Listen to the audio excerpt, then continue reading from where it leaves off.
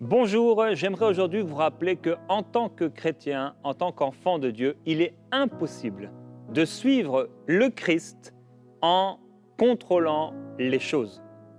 Nous ne pouvons pas contrôler les choses lorsque nous appartenons au Seigneur Jésus-Christ. Et depuis le jour où nous avons donné notre vie au Seigneur Jésus, ce n'est plus nous qui contrôlons, mais c'est lui qui doit tout contrôler. Et c'est ce dont on va parler aujourd'hui, juste après le témoignage d'un frère qui s'appelle Abdoul et qui vit au Togo. Il dit « Je suis un nouveau converti, j'étais musulman jusqu'en juin dernier. Le Seigneur m'a parlé à travers l'émission Prière inspirée de Jérémie et depuis je vis des choses extraordinaires avec le Seigneur Jésus. » Nous remercions le Seigneur Jésus-Christ pour toutes ces conversions. Mon fils a été réanimé à la naissance, ce qui a entraîné des problèmes neurologiques sérieux, des crises épileptiques fréquentes depuis que je suis devenu chrétien. Nous avons évité les urgences médicales car à 3 reprises, imposer simplement les mains au nom puissant de Jésus a suffi à calmer ces crises. Il y a 2 semaines, alors qu'il faisait encore une crise, j'ai prié, le Seigneur est intervenu une fois de plus. Je ne peux m'empêcher de ressentir que je ne suis pas assez reconnaissant au Seigneur pour tout ce qu'il fait dans ma vie. Pendant la prière, ma main posée sur la tête de mon enfant s'est soudainement glacée et j'ai ressenti une forte présence du Seigneur dans la pièce. Pendant cette expérience, j'ai eu une vision du Seigneur repartant en me souriant, entouré de 2 rangées d'anges. Waouh, merci au Seigneur pour ces visions encourageantes. À la fin de ma prière, l'Esprit m'a dirigé vers YouTube où j'ai choisi une vidéo spécifique intitulée « La semaine des miracles » avec le pasteur Fofi Ndelo. En regardant la vidéo à la minute 50, lorsque Frank terminait son intervention avant de passer la parole au pasteur, j'ai été profondément touché, tombant à genoux en larmes, convaincu par l'Esprit que c'était un message spécifique pour mon fils. J'ai pleuré et remercié le Seigneur. Bien que l'Esprit m'ait poussé à témoigner, mes doutes et mon incrédulité m'ont incité à attendre la manifestation avant de partager cette expérience. Je demande pardon au Seigneur pour avoir cédé aux doutes. Bien que la manifestation ne se soit pas encore produite, les crises de mon fils sont devenues plus fréquentes, mais très brèves, dès que je lui impose les mains au nom de Jésus. Je me suis interrogé sur l'absence de manifestation, malgré ma conviction que cette parole de connaissance était destinée à mon fils. Le Seigneur m'a répondu que mon fils était guéri et que la manifestation, lorsqu'elle se produira, le glorifiera. Je suis rempli de joie et de gratitude envers le Seigneur. Alors on est reconnaissant, mon frère, que tu aies reçu le Seigneur Jésus-Christ dans ton cœur. Et je veux t'encourager à pouvoir tenir ferme par rapport à cette parole que tu as reçue, car oui, ton fils est guéri. Alors aujourd'hui, mon frère, ma sœur, je veux rappeler cette parole à partir d'un passage, on peut aller ensemble dans Matthieu tout de suite au chapitre 4, au verset 18. Matthieu chapitre 4, verset 18. Il est écrit, alors qu'il marchait le long du lac de Galilée, il vit 2 frères, Simon appelé Pierre, et son frère André, qui jetaient un filet dans le lac. C'étaient en effet des pêcheurs. Il leur dit, « Suivez-moi et je ferai de vous des pêcheurs d'hommes. » Aussitôt, ils laissèrent les filets et le suivirent. Il alla plus loin et vit 2 autres frères, Jacques, fils de Zébédée, et son frère Jean, qui étaient dans une barque avec leur père Zébédée et qui réparaient leurs filets. Il les appela et aussitôt, ils laissèrent la barque et leur père et le suivirent. Alors, qu'est-ce qu'ils ont laissé? Ils ont laissé quoi? La barque et leur père. Et ils l'ont suivi. Et ce n'est pas tous ce qu'ils ont laissé.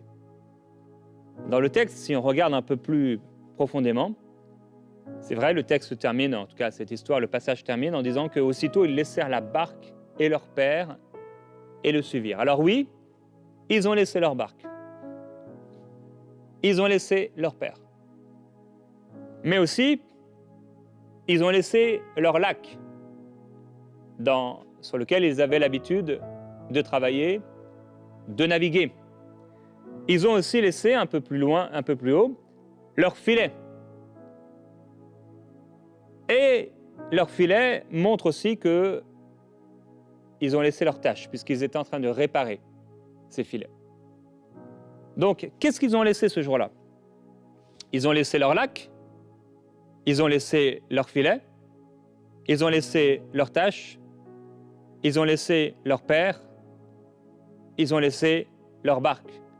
Et on pourrait dire aussi qu'ils ont laissé leur métier et leur style de vie. parce que tout allait changer. On pourrait dire aussi qu'ils ont laissé derrière eux leur gagne-pain, ils ont laissé derrière eux leur sécurité financière. En fait, ils ont quelque part tout laissé. On ne peut pas suivre Christ et avoir le contrôle. C'est pas possible. À partir du moment où tu as accepté de suivre le Seigneur Jésus-Christ, tu as accepté que quelqu'un d'autre aurait le contrôle. C'est plus toi qui contrôle, c'est plus toi qui dirige, mais c'est le Seigneur qui dirige. Il a le contrôle. Et on peut voir quelques exemples dans les évangiles où Jésus a clairement le contrôle. Par exemple, à un moment, il est écrit « Alors Jésus leur ordonna de faire asseoir la foule par groupes sur l'herbe verte. » Jésus donnait des ordres. À un autre moment, Jésus, voyant une grande foule autour de lui, donna l'ordre de passer à l'autre bord. Encore un ordre du Seigneur. Alors Jésus donnait des ordres à ses disciples. Et de la même manière, encore aujourd'hui, Jésus nous donne des ordres. Nous sommes ses disciples. Et le Maître nous donne des ordres. On entend peu parler sur ce sujet finalement. Quoi, Jésus donne des ordres? Oui, Jésus donne des ordres. Et si un père peut donner des ordres à ses enfants, de ranger sa chambre, de débarrasser le lave-vaisselle, etc., Jésus nous donne des ordres. C'est lui qui contrôle. C'est pas lui qui est en train de nous suivre, mais c'est nous qui le suivons. C'est lui qui contrôle. Et c'est lui qui doit contrôler nos vies. Et c'est lui qui doit contrôler ta vie. Et alors ce jour-là, Pierre et André ont tout laissé. Et maintenant, ce qu'ils suivaient, c'était plus la direction de la météo, du vent. C'était plus les lieux d'habitude de pêche, là où généralement les poissons venaient dans leurs filets. C'était plus ce qu'ils subissaient, des filets qui étaient en réparation, qui étaient abîmés, ou de la tempête, etc., ou de la volonté de leur père, ou du besoin des gens d'avoir du poisson. Ils ne suivaient plus qu'une chose, en réalité, ils ne suivaient plus qu'une personne, Jésus. Ils n'ont pas, et c'est certain, ils n'ont pas réalisé le jour même ce qu'ils ont fait. Ils n'ont pas réalisé la décision qu'ils venaient de prendre. Mais ils ont décidé de tout quitter et de tout laisser derrière eux. Quand on est venu au Seigneur Jésus-Christ, on n'a pas réalisé ce qu'on a fait. Alors bien sûr, d'une certaine manière et avec une certaine mesure, on a compris ce qu'on était en train de faire. Mais une chose qu'on a mal compris souvent, c'est qu'on lui a donné notre vie. Souvent, on a compris qu'il a pardonné nos péchés. On a reçu le pardon des péchés. Et on a bien compris souvent ce qu'on a reçu, même si on ne l'a pas compris forcément dans une pleine mesure. Mais ce qu'on comprend moins peut-être, c'est ce qu'on lui a donné. On lui a donné notre vie. Et il y a quelqu'un aujourd'hui qui m'entend et qui doit donner sa vie à Jésus-Christ. Tu contrôles les choses, tu es dans ta religion, etc. Tu es dans tes façons de faire, et c'est bien, mais ce n'est pas suffisant, c'est insuffisant et ce ne sera jamais suffisant pour Dieu. Parce que la seule possibilité que ce soit suffisant, c'est Jésus qui l'a faite. Il a donné sa vie sur la croix. Et seul le pardon de tes péchés peut te donner la vie éternelle. À un autre moment, il est écrit, Jésus envoya Pierre et Jean en disant « Allez nous préparer la Pâque, afin que nous la mangions. » Et ils lui dirent « Où veux-tu que nous la préparions ?» Donc Jésus demande d'aller préparer la Pâque. Et si Jésus demande d'aller préparer la Pâque, eh bien qu'est-ce que je fais? Je vais préparer la Pâque. À un autre moment encore, il dit « Partez, voici, je vous envoie comme des agneaux au milieu des loups. » Si Jésus dit qu'il faut partir, il faut partir. Et il nous envoie. Et ça n'a pas l'air génial, en plus, il nous envoie comme des agneaux au milieu des loups. Mais si Seigneur Jésus, tu m'envoies comme ça, je dois partir. Ne portez ni portefeuille, parce qu'aujourd'hui c'est des portefeuilles, ni sac, ni souliers, et ne saluez personne en chemin. Waouh! Quelles instructions bizarres. Je dois saluer personne en chemin. En fait, est-ce que vraiment on est en train de suivre le Seigneur Jésus? Ou alors est-ce qu'on contrôle tout sur ce chemin? On dit qu'on suit Jésus, mais en fait on contrôle. Et dès qu'il nous demande de faire quelque chose qui ne nous plaît pas, on reprend le contrôle. On reprend la direction. C'est étonnant de voir que des fois on dit « Oh Seigneur, je t'aime », et de voir les gens dire « Oh Seigneur, j'aime Jésus ». Mais quand on pointe la chose qu'ils veulent garder, on réalise que, et ils réalisent que, ah c'est vrai, mon amour pour le Seigneur n'est pas encore arrivé à maturité. Ma dépendance de Dieu n'est pas totale. Ma soumission à la volonté de Dieu n'est pas encore profonde. Je prie que nous puissions suivre Christ réellement et non pas nous arrêter sur le chemin parce qu'il y a une de ses instructions qui ne nous a pas plu. Dans quelque maison que vous entriez, dites d'abord que la paix soit sur cette maison. Il leur dit, demeurez dans cette maison-là, mangeant, buvant ce qu'on vous donnera, car l'ouvrier mérite son salaire. N'allez pas de maison en maison. Dans quelque ville que vous entriez, on recevra. Mangez ce qui vous sera présenté, guérissez les malades, et dites, etc., etc. Donc c'est tellement d'instructions. En réalité, Seigneur, je fais ce que tu me demandes de dire, de faire. Parce qu'en fait, j'ai aucune volonté dans tout ça. En fait, c'est tellement précis. C'est comme un process. Je pars, je dois porter ni ça, ni ça, ni ça. Je ne dois saluer personne. Si j'entre dans une maison, je dois dire cela. Je dois maintenant rester dans la maison. Je dois manger, boire ce qu'on va me donner dans cette maison. Je ne peux pas aller de maison en maison. Dans chaque ville où j'entre, je dois manger ce qu'on me présentera. Et maintenant que je serai arrivé, je dois guérir les malades. Et je dois leur dire maintenant, ce n'est pas moi qui choisis ce que je vais dire, c'est le Seigneur qui dit ce que je dois dire. Eh bien oui, ça se passe comme ça. Ça se passe comme ça. Je n'habite pas dans la maison où je veux habiter. Je ne dois pas avoir la voiture que je veux avoir. Je ne peux pas faire le métier que je veux avoir. Je ne peux pas habiter dans la nation, dans le pays où je veux aller. Je ne peux pas aller en vacances là où je veux aller. C'est toute une question de sa volonté. Tout doit passer par la décision de Dieu. Et plus on avance dans le chemin du véritable disciple, et plus le Seigneur précisera les choses. Alors je désire que le pays où j'habite, c'est pas le pays où ce que j'ai décidé, c'est le Seigneur qui décide. Même la maison que j'achète, la maison que je loue, la maison où je suis, eh bien le Seigneur a son mot à dire. C'est lui qui doit décider. Et même si j'ai envie de déménager, même si ma maison elle commence à me fatiguer, même si j'ai envie d'aller ailleurs, ce n'est pas moi qui contrôle. Et ce n'est pas toi qui contrôle, mon frère, ma sœur. Et on n'aime pas entendre cela, mais c'est lui qui contrôle. Et c'est lui qui décide. Et s'il ne veut pas que je déménage, eh bien je ne déménagerai pas. 2 fois, j'ai voulu déménager. Une fois, j'ai voulu acheter une maison, il y avait plein de travaux à faire. Et j'ai prié par rapport à cela, et le Seigneur m'a donné un rêve, et c'était clair, il ne voulait pas que je le fasse. Une autre fois, et toujours dans la maison où on est en ce moment, je voulais acheter une maison, il n'y avait rien à refaire. Elle était nickel. Je ne sais pas si j'avais déjà vu une maison aussi propre, tout était parfaitement bien. Il y avait eu un architecte, un designer intérieur qui avait fait la maison et la décoration, etc. On avait juste à y entrer et rien à y faire. Et en méditant dans la parole, le Seigneur me dit clairement, cela ne m'est pas venu à la pensée. Je n'avais pas besoin de recevoir la vision d'un ange, je savais, parce que j'avais un cœur, un amour pour la vérité et pour accomplir la volonté de Dieu, je savais, le Seigneur ne voulait pas que je déménage. Et voilà, je suis dans cette maison, et j'y suis, et j'y reste, jusqu'à ce que le Seigneur nous permette de déménager et d'aller ailleurs.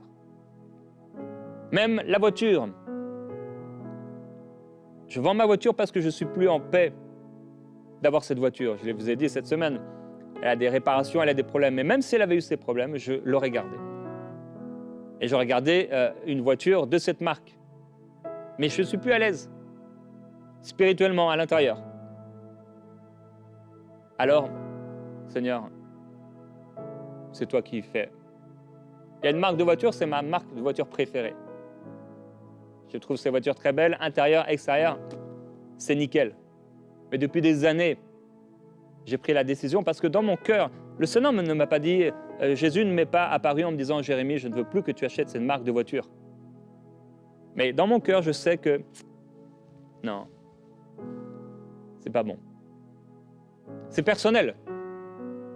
Juste pour vous montrer que il y a des choses que peut-être elles sont là dans notre vie et elles déplaisent à Dieu. Ou il y a des choses qu'on veut faire et le Seigneur ne veut pas qu'on les fasse. Et ça peut être très bien pour quelqu'un. Et pour toi, le Seigneur dit non. C'est lui qui contrôle. Tu ne peux pas suivre Christ et contrôler les choses. Quand on a décidé, parce que là, oui, c'était notre décision, même si c'était sa volonté, quand on a accepté de suivre le Seigneur Jésus-Christ, on a perdu le contrôle. On a perdu le contrôle. Alors, on n'est pas, bien sûr, des pantins. Le Seigneur nous laisse ce libre arbitre et cette volonté. Mais cette volonté doit se soumettre à sa volonté. C'est lui qui choisit et c'est lui qui décide. L'apôtre Paul dit « J'ai été crucifié avec Christ. Ce n'est plus moi qui vis, c'est Christ qui vit en moi. Et ce que je vis maintenant dans mon corps, je le vis dans la foi au Fils de Dieu qui m'a aimé et qui s'est donné lui-même pour moi. » Alors, c'est plus nous qui devons vivre, mais c'est le Seigneur qui doit vivre. Et en fait, trouver cela, c'est trouver la liberté. Et le peuple d'Israël a commis une erreur quand ils étaient dans le désert.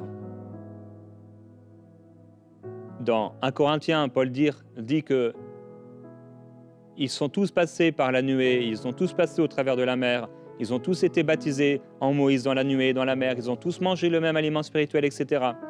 Et ils mangeaient un breuvage spirituel qui était Christ. Mais la plupart d'entre eux ne furent pas agréables à Dieu et ils sont morts dans le désert. Ils ont fini dans le désert. Dans le désert, le Seigneur les accompagnait. Ils suivaient la colonne de nuée et la colonne de feu. Et ils ne pouvaient pas avoir le contrôle sur les situations. Ils étaient dans un grand désert, un désert que Moïse va qualifier comme un désert grand et affreux, quand il va en parler. C'était un désert grand et affreux. Un terrible désert. Mon frère, ma sœur, il y a des déserts dans lesquels on se trouve. Et il n'y a que le Seigneur qui connaît la porte de sortie de ce désert. Parce que le désert n'est qu'un passage, ce n'est pas la finalité. Mais dans ce désert, il faut qu'on ait la bonne attitude. Alors tu es peut-être dans un désert aujourd'hui et tu ne sais plus à quoi t'accrocher pour tenir. Seigneur, j'ai plus la force de tout gérer ce que j'ai à gérer. Je ne sais pas si je vais réussir à tenir. Tu ne peux pas suivre Christ et avoir le contrôle. C'est lui qui conduit maintenant. Jésus dit à ses disciples, si quelqu'un veut être mon disciple, qu'il renonce à lui-même, qu'il se charge de sa croix et qu'il me suive. En effet, celui qui voudra sauver sa vie la perdra, mais celui qui la perdra à cause de moi la retrouvera. Et Jésus dit encore, je suis le cep, vous êtes les sarments. Celui qui demeure en moi et en qui je demeure porte beaucoup de fruits, car sans moi, vous ne pouvez rien faire. Est-ce que j'ai été assez clair dans cette démonstration que, lui ayant donné notre vie, on n'a plus le contrôle. C'est lui qui décide. C'est lui qui veut, c'est lui et nous, on obéit. Mais c'est pour notre bien, parce que quand l'enfant obéit à son père, c'est pour son bien, même si l'enfant ne comprend pas pourquoi il doit ranger sa chambre. Il peut ne pas comprendre pourquoi il doit ramasser ses affaires par terre. Mais le père et la mère, papa et maman savent pourquoi il lui demande de faire cette chose. Parce qu'en fait, s'il ne sait pas ranger sa chambre, demain, il ne saura pas ranger sa maison, gérer ses affaires, gérer sa vie. Le Seigneur sait de quoi nous avons besoin et le Seigneur sait quel est le meilleur chemin. Alors aujourd'hui, nous voulons prier et dire au Seigneur, pardon. Pardon de vouloir tout contrôler. Pardon pour toutes les fois où on prend le contrôle sur les choses. Seigneur, pardon. Pardonne-moi. Dans ce temps de prière, demande pardon au Seigneur. Demande-lui, Seigneur, pardonne-moi. Dis-lui, pardonne-moi pour cette chose que je contrôle. Pardonne-moi si j'ai repris ma vie. Pardonne-moi de ne pas te faire confiance. Pardonne-moi d'en faire qu'à ma tête. Pardonne-moi de prendre mes décisions par moi-même. Pardonne-moi de dépenser sans te demander, de me décider sans connaître ta volonté, de vouloir et demander pour tout dépenser pour mes passions. Seigneur, on te demande pardon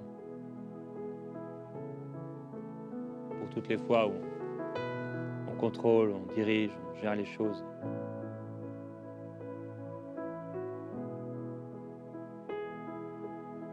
Apprends-nous encore à te suivre. Apprends-nous encore à te laisser nous diriger. Apprends-nous encore, enseigne-nous encore, Seigneur Jésus-Christ, à tout abandonner et à renoncer à tout pour toi. Il y a quelqu'un qui doit aujourd'hui renoncer.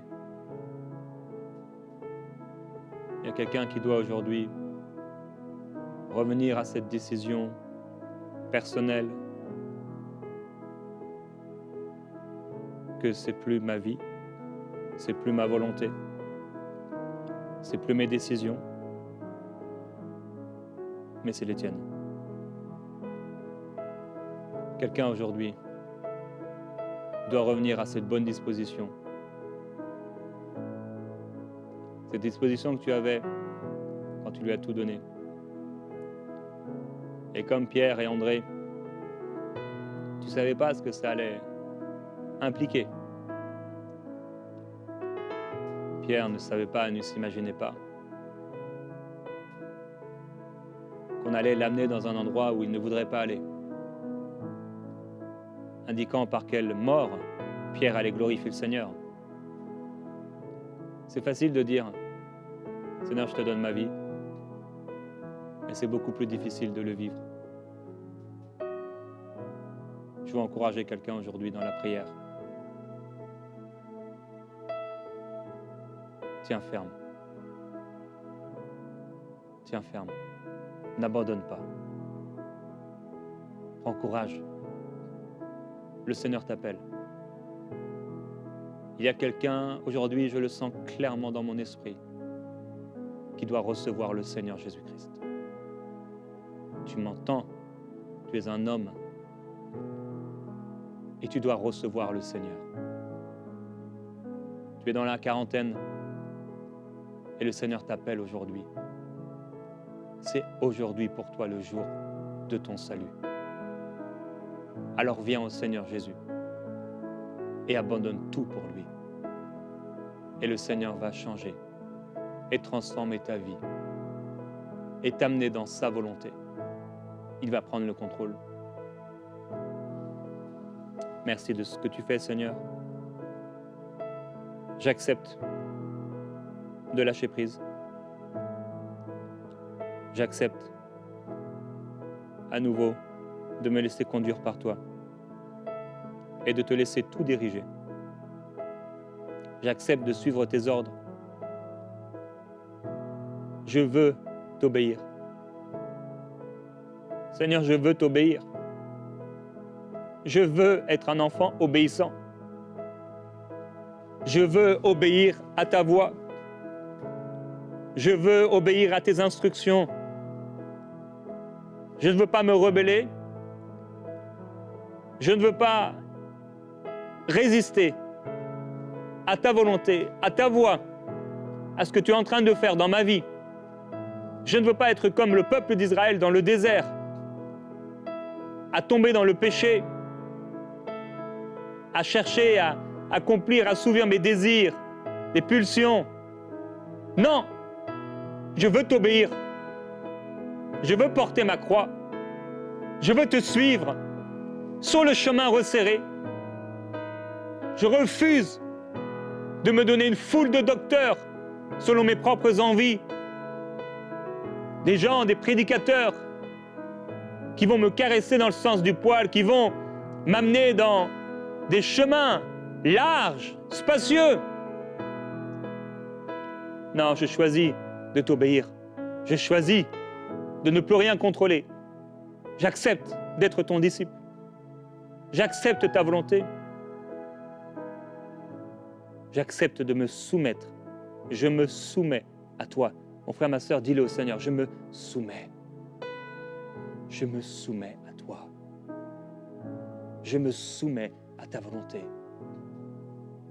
Seigneur, dis une parole et j'irai. Parle et je le ferai. Trouve en moi un cœur malléable, un cœur que tu peux utiliser.